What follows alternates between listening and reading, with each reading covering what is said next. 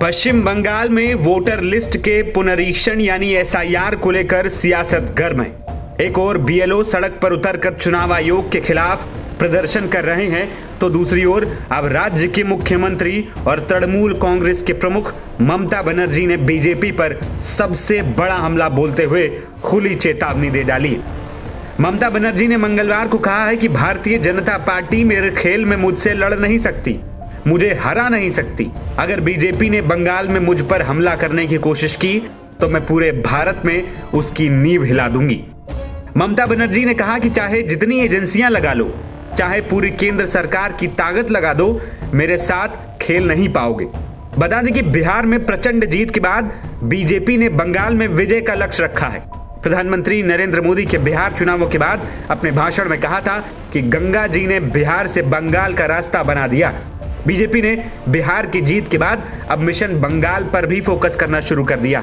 वहीं एसआईआर के विरोध में निकाली गई रैली की जनसभा में बोलते हुए ममता बनर्जी ने कहा कि एसआईआर के जरिए वोटरों को वोट देने से रोकने की बीजेपी की साजिश। उत्तर 24 परगना में पश्चिम बंगाल की मुख्यमंत्री ममता बनर्जी ने कहा कि ट्रेन, प्लेन, बॉर्डर का ध्यान सेंट्रल एजेंसियां रखती है। पासपोर्ट, कस्टम और एक्साइज सभी का ध्यान सेंट्रल गवर्नमेंट करती है। हमने पश्चिम बंगाल में बांग्लादेशियों के घुसपैठ कैसे कराई?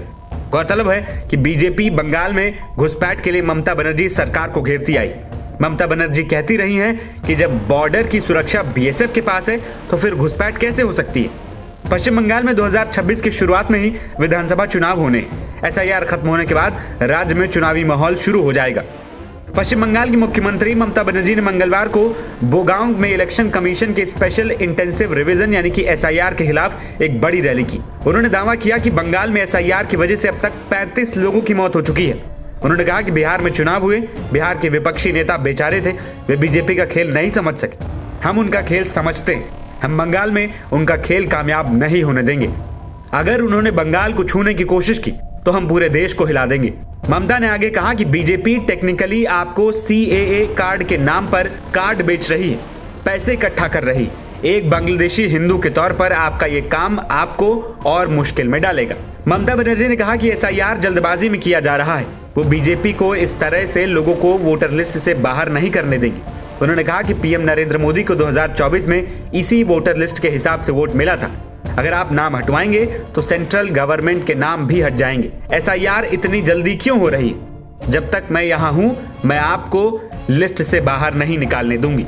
अगर बांग्लादेश प्रॉब्लम है तो आप मध्य प्रदेश और उत्तर प्रदेश में एसआईआर क्यों करा रहे हैं? ममता बनर्जी ने कहा कि मैं बीजेपी से नहीं डरती। दूसरी ओर भारतीय जनता पार्टी और उसके नेता ममता पर लगातार पलटवार कर रहे हैं। नवभारत टाइम्स की रिपोर्ट।